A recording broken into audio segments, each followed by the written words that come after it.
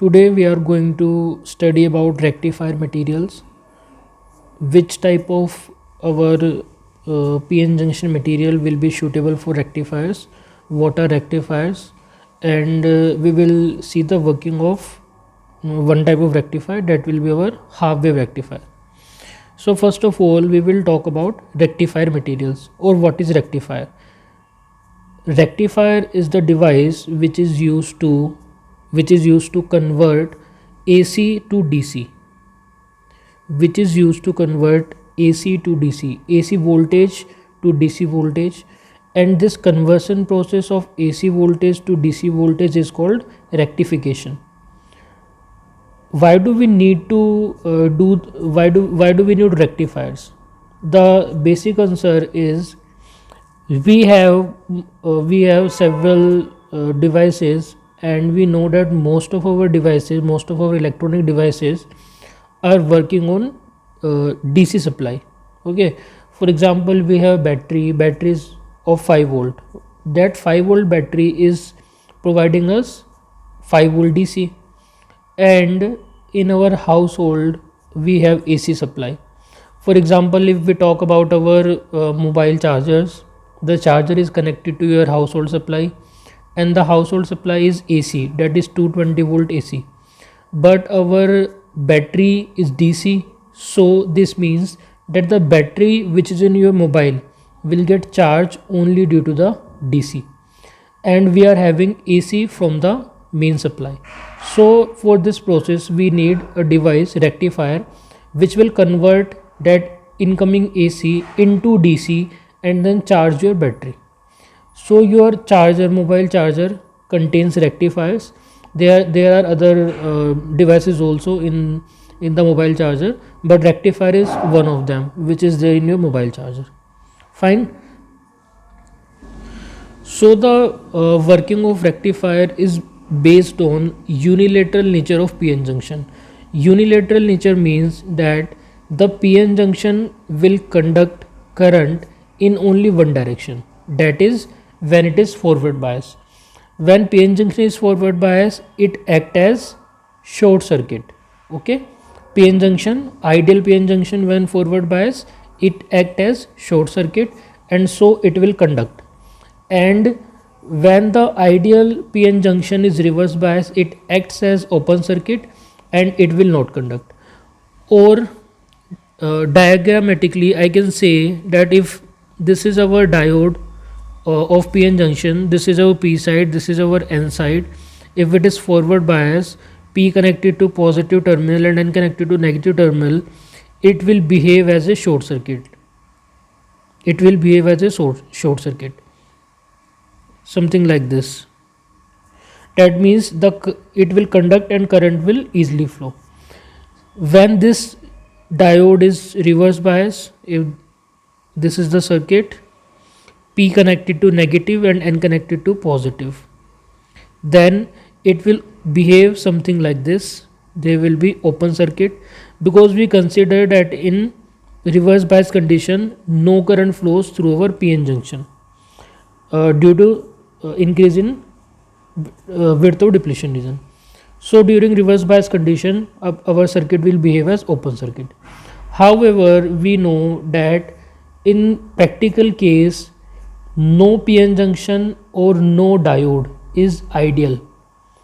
So there needs to be some modification in our circuit so that it can behave as a diode.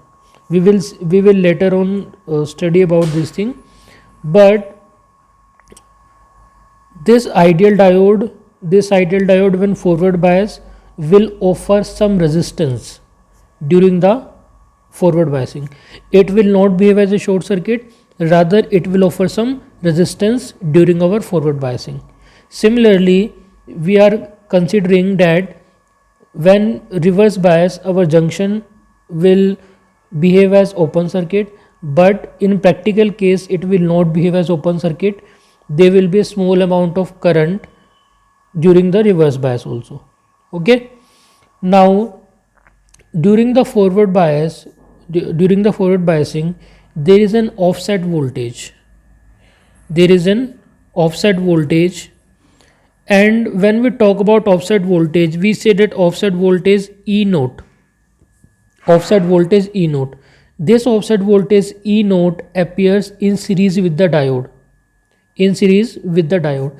And this offset voltage is due to your barrier potential during the forward biasing. So when we are saying that our diode is forward biased, we will say that practically this diode is in series with its barrier potential, or we term it as contact potential also. So E naught will represent this offset voltage. And when this diode is when this diode is forward biased, the diode is forward biased, then it will behave something like a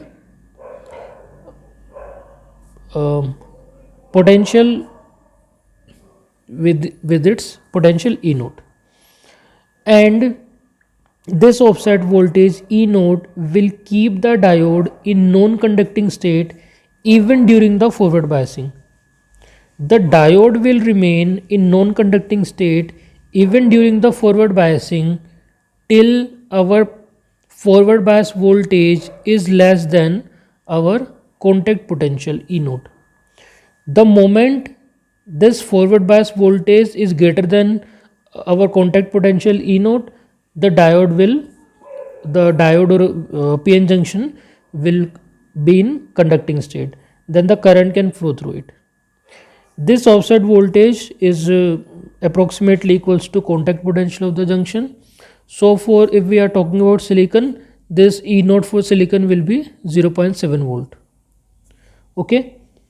Now there are different configurations of the diodes which we'll study.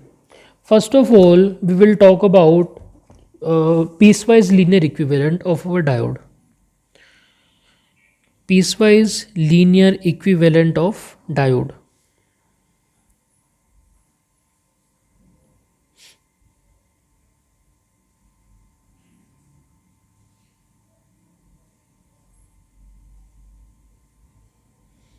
Piecewise linear equivalent. When we talk about this thing, our piecewise linear equivalent, we consider that we have a diode. This is diode. We know that diode have some resistance. If it is practical, if it is not ideal, it will offer some resistance. So there will be some resistance in series with this diode, and this diode have its offset voltage also. So there will be some offset voltage that will be represented by E naught. Okay.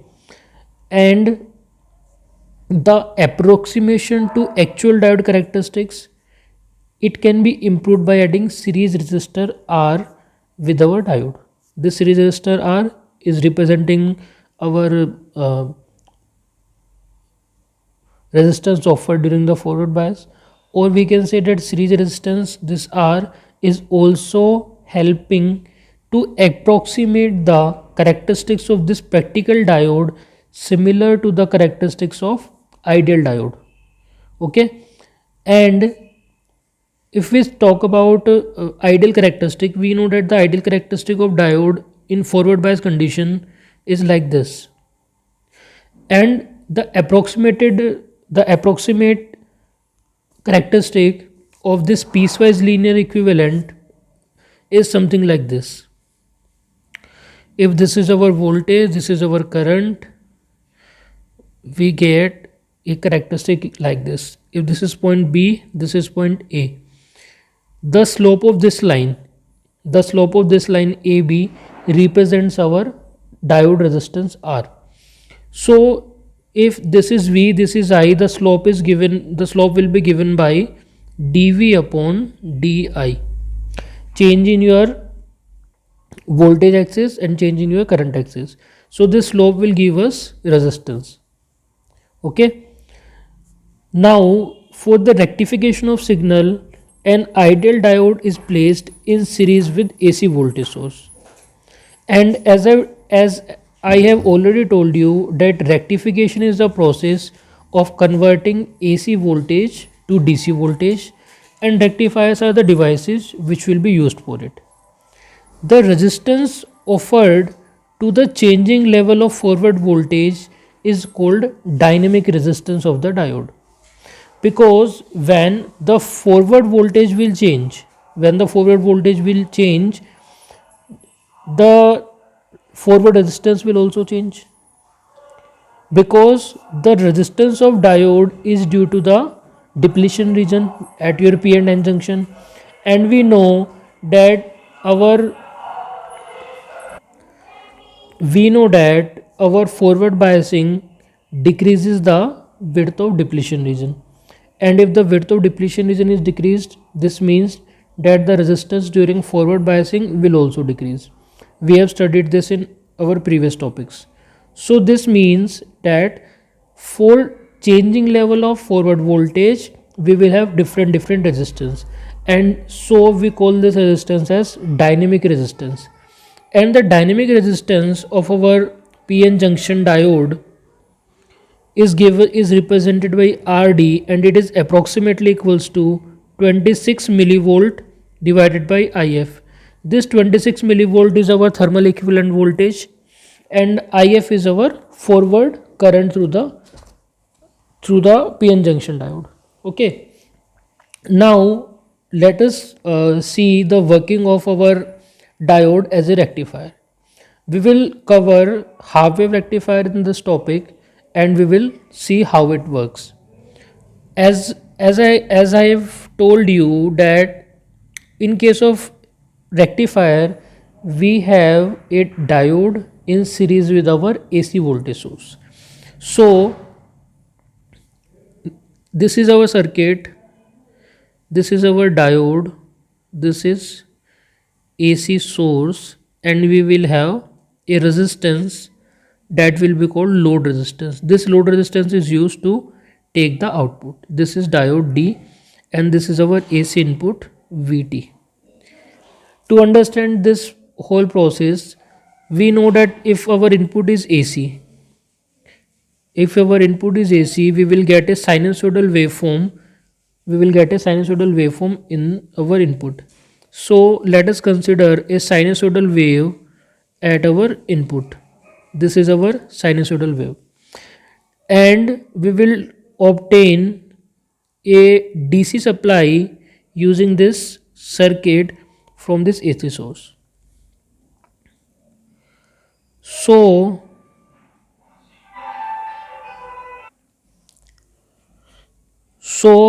let us study the working of this diode circuit.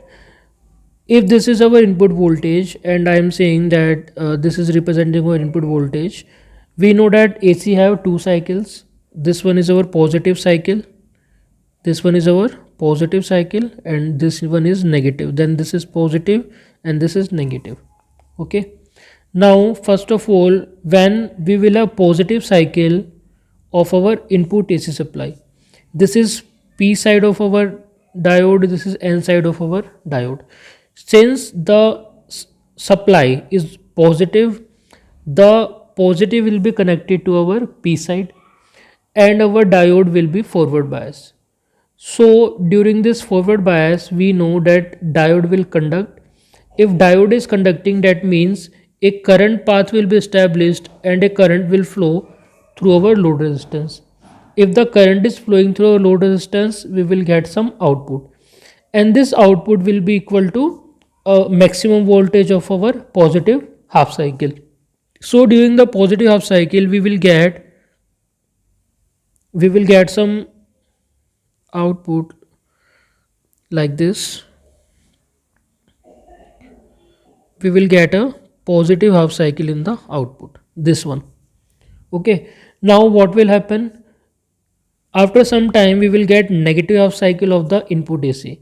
During negative half cycle of AC, the diode D is reverse bias. The diode D is reverse bias because its negative voltage is appearing at our P side of the diode. This means that the diode will be in non-conducting state. If the diode is in non-conducting state, there will be no flow of current through our load resistance RL, and the output will be 0. So during our negative half cycle, the output will remain 0. Again, during the positive half cycle, positive voltage will appear at the P terminal. Diode will get forward bias. Diode will get forward bias, and it will be in conducting state. If it is in conducting state, we will get output during the positive half cycle, and this thing repeat during positive and negative half cycles.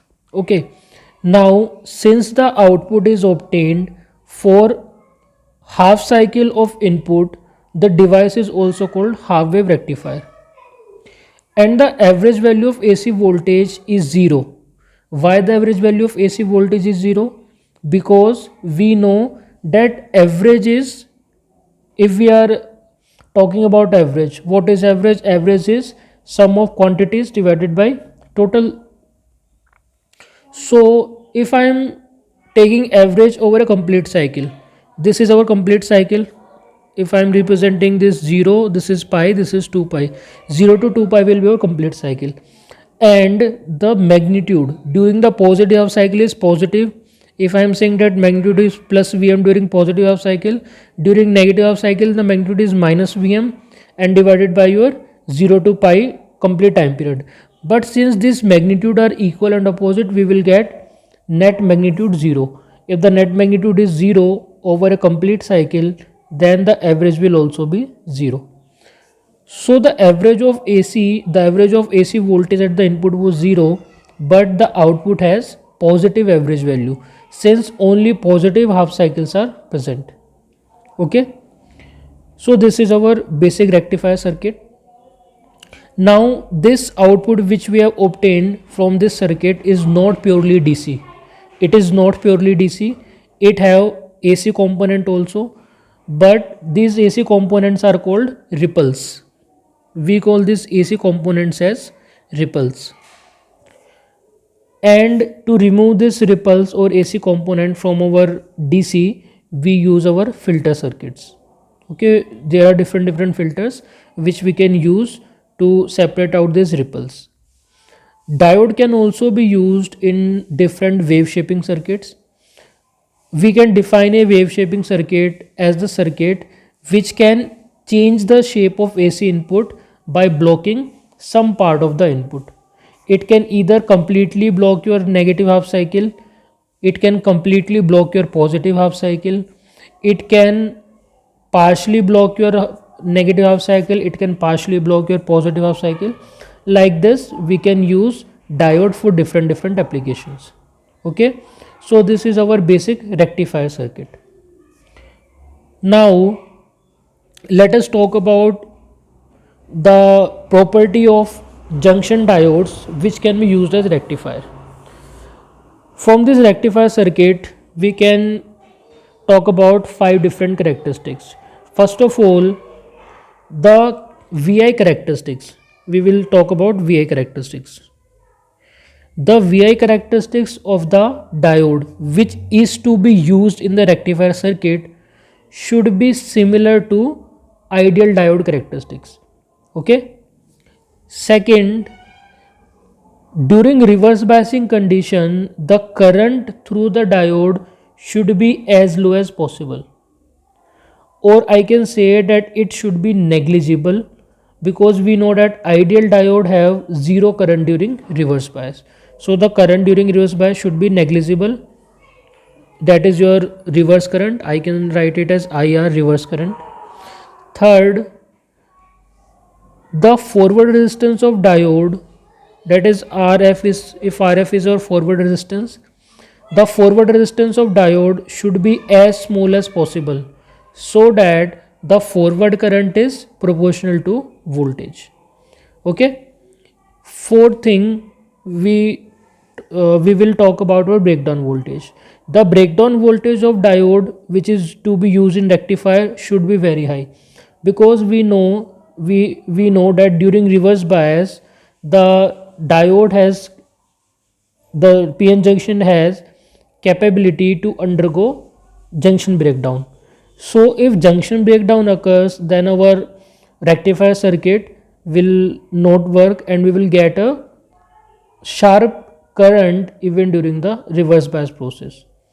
So to protect our diode from reverse breakdown during the negative half cycle of input supply, the breakdown voltage should be very high. So we will say that our breakdown voltage VBR should be very high.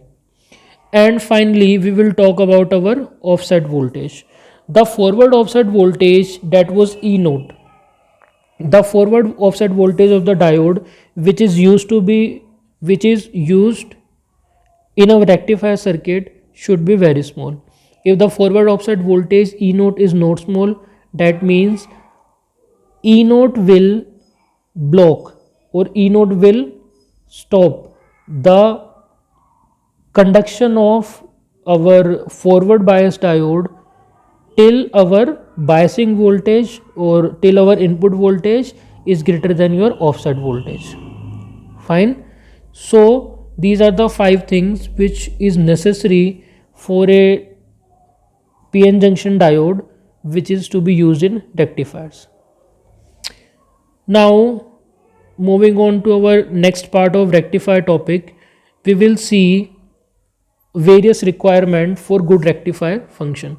If we are saying that our device is a good rectifier, then there are some requirements which are to be fulfilled for the good operation. Here we will see some of the important topics. We will talk about 3 different requirements. First of all, the first one is our band gap. Band gap. For materials having large band gap, the intrinsic carrier concentration Ni is small. So the reverse current will decrease with increase in band gap, and a rectifier with large band gap can be operated at high temperature, because with large band gap, the probability of thermal excitation will decrease even during the high temperature. If the band gap is small, let us consider that the band gap is small. If the band gap is small, then during reverse bias there should be no current. But if the temperature is increased during reverse bias and this band gap is small, then the electrons from valence band will get thermally excited and they will jump to the conduction band. This will result in current conduction. But for reverse bias there should be no current. So it is necessary that the band gap should be sufficiently large so that there is no thermal excitation of electrons during the reverse bias. Okay, and these temperature effects are critically important in rectifiers. They are critically important because rectifiers must carry large current in forward bias. If rectifiers are carrying large current in forward bias, then the heat will increase, because we know that the heat is proportional to I square R. If I am talking about forward biasing, this will be forward current. If the forward current is large, heat generated will be large. If heat generated is large, then it will result in thermal excitation. If it is resulting in thermal excitation, it will result in generation of more current. If more current is generated, again more heat will develop. This process will continue and we will see our thermal runaway of our PN junction. Okay, the major drawback of increased band gap is the increase in contact potential and offset voltage, because we know that with increase in band gap, if our band gap is increasing, this means that the width of depletion region is increasing. If the width of depletion region is increasing, that means our potential barrier is increasing. If our potential barrier is increasing, that means our contact potential is increasing.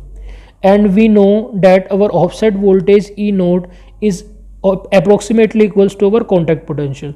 So with large band gap, we will have the drawback of large offset voltage E naught. Okay, but the advantage is that we can use this type of diode with large band gap for high temperature effects. Also we can use it in high temperature. Next we will talk about doping concentration. The second requirement is our doping concentration. Doping concentration. Doping concentration. The doping concentration influences contact potential, diode resistance, as well as our breakdown voltage of diode. We have seen that the with increase in doping, the number of majority charge carriers increases. If the number of majority charge carrier increases, the contact potential will decrease. If contact potential decrease, width of depletion region decrease. If width of depletion region decrease, then the diode resistance will decrease.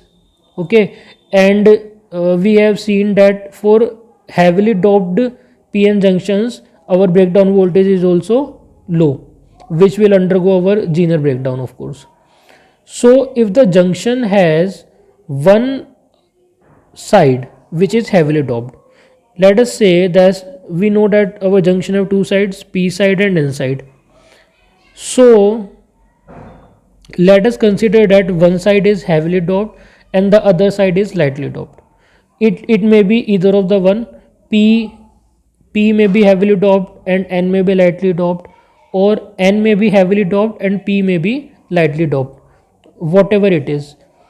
Then the properties of this junction will be determined by our lightly doped region. Okay, the high resistivity region, that means the region which have low doping concentration, the high resistivity region should be used to increase the breakdown voltage, because we know that for a good diode to be used in rectifier, the breakdown voltage should be large. So this low doping region will be used to increase our breakdown voltage. Increasing the breakdown voltage will also increase our forward resistance of diode. And if the forward resistance of diode is increased, then the thermal effect will also increase, because again our heat is proportional to I square R. If forward resistance is increased, then the heat will increase. If heat is increased, then there will be thermal effect, and if due to this thermal effect, again we will have thermal runaway of our PN junction. Fine. So to overcome this problem of increase in all these things, we can overcome these problems by either reducing the length or increasing the area of doped region, because we know that resistance is proportional to length upon area.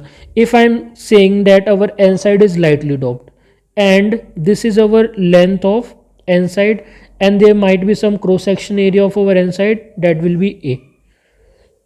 So to to counter the effect of increased resistance, we have to somehow decrease this resistance, and this resistance can be decreased only by decreasing the length or by increasing the cross sectional area. Increasing the cross sectional area is not preferred, because increasing the cross sectional area will result in the this thing P and N, the effect of PN junction. It will affect the geometry of our PN junction. So increasing the area is not preferred, so the length is decreased for your lightly doped portion of our junction. Okay, so this is about doping concentration. Finally, the third and most important thing is our physical geometry of diode. It is physical geometry of diode. Physical geometry of diode. The localized flows. Localized flows means the flows, I'm talking about flow, the flows which arises due to the non-uniform junction or due to the defects in our crystal structure, they are localized flows. So the localized flows in the junctional uniformity can cause premature breakdown. The if we say that our device was designed to get to undergo breakdown at 4 volt during the reverse bias, if there are some defect in our crystal structure, then it may undergo breakdown below 4 volt. It may get breakdown at 3.5 volt or approx 3.78 volt, something like this. So due to this thing, there will be premature breakdown of our the device, and a short and lightly doped region can result in punch through, because we have seen during our reverse breakdown that there is punch through process due to the tunneling of electrons. So the width of depletion region increases with reverse bias and extends primarily into the light doped region, because when we increase the depletion region, the width increases, it is clear to us. But we have also studied that this width of depletion region will increase towards the lightly doped more towards the lightly doped region. So the width of depletion region will increase in the lightly doped region, inside the lightly doped region. This increase in the length of depletion region, this may completely cover our doped region, lightly doped region, and this will result in breakdown way before the breakdown voltage. Because if we say that we have a PN junction, if this is a PN junction and our N side is lightly doped, then in normal condition there was some depletion region. But when we reverse bias it, since N is lightly doped, the width of depletion region will increase more towards the N side. So if it has increased something like this, and it will increase more towards the N side. If this reverse bias voltage keeps on increasing, then there will be one time when this depletion region will completely cover our entire N region. So this complete thing will be our depletion region. It will approximately cover our complete N region. So this will result in our breakdown way before our breakdown voltage. This effect of covering of lightly doped region entirely can be reduced by beveling the edge of our PN junction, or by using guard ring. Guard ring can be used to isolate the junction from the edge, and the electric field. Okay, let me draw the diagram for your this thing.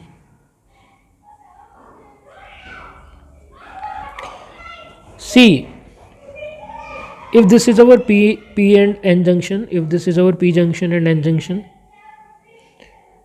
by this thing, if the edges are not perpendicular, they are not sharp, this thing is your beveled edge. This will be our depletion PN junction region. This is your N region, this is P region. Okay, and this is our beveled edge.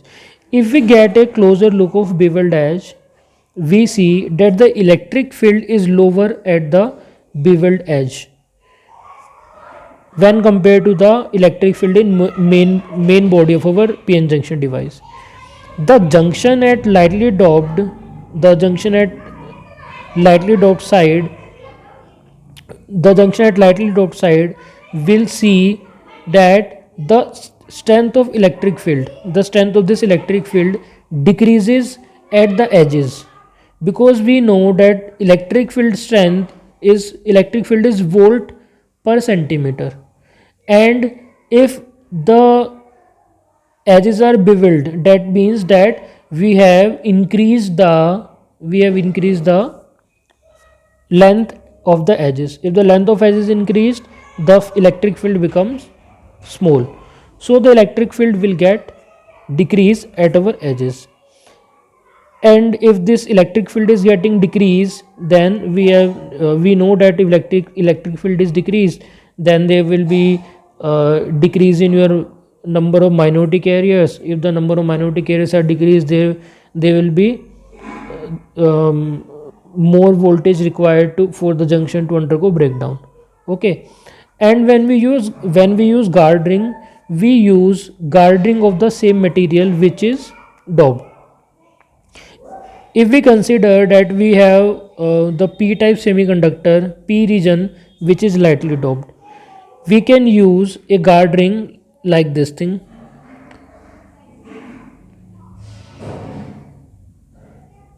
If this is our p-type semiconductor, this is our n-type semiconductor, I can use a guard ring at the junction because the junction of lightly doped p guard ring will break down at higher voltage than the heavily doped p plus region, because we know that the breakdown voltage increases with decrease in your doping concentration. So if the guarding is used, the guarding should be of lightly doped material, so that the breakdown voltage increases. Fine. One more thing, the width of depletion region is more in the p ring than the p plus. If I am saying that this is our p ring and we have a p plus ring, this is p plus ring and this is our p ring, means guarding is our p ring.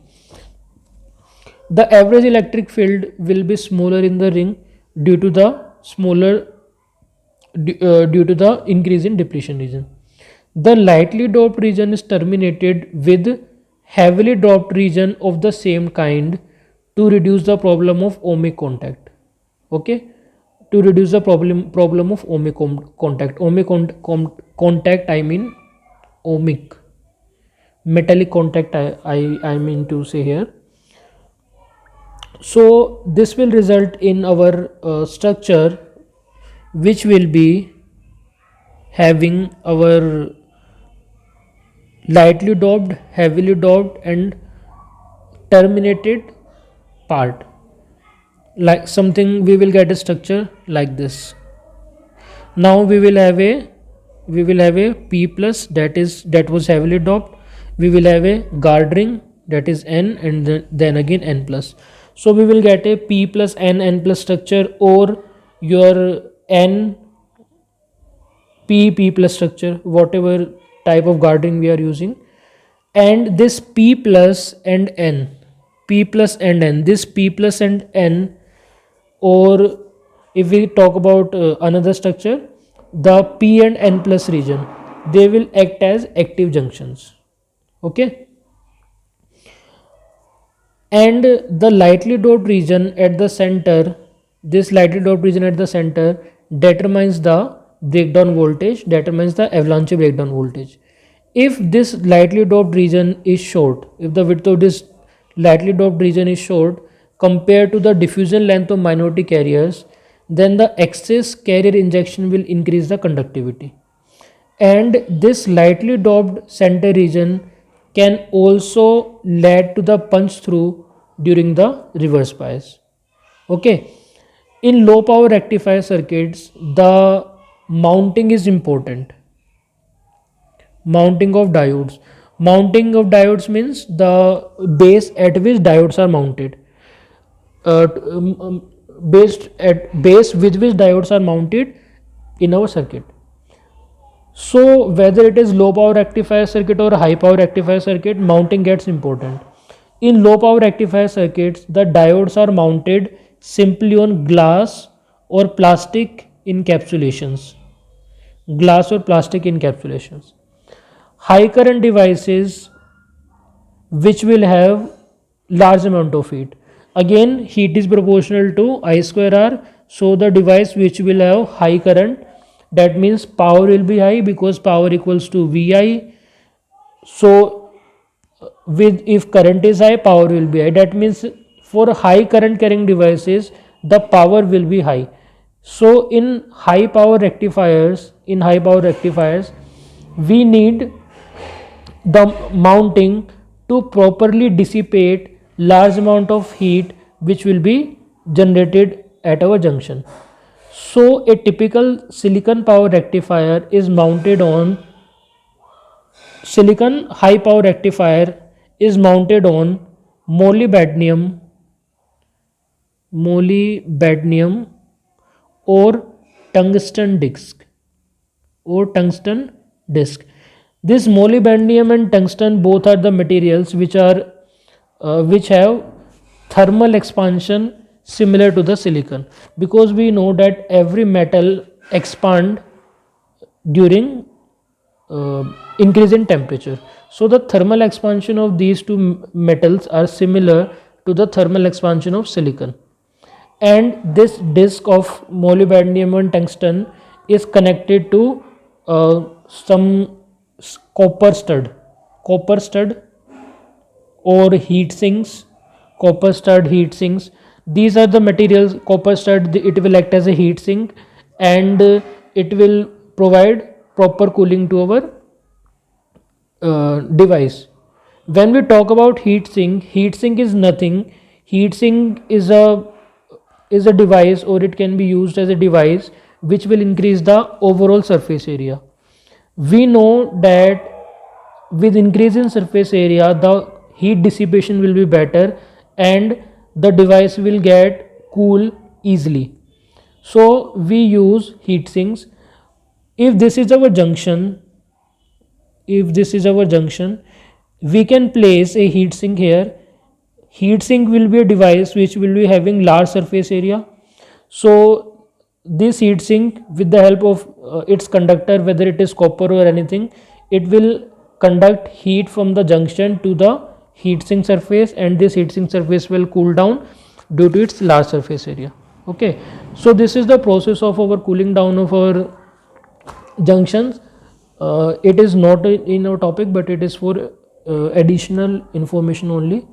So this is all we will talk about our rectifier materials.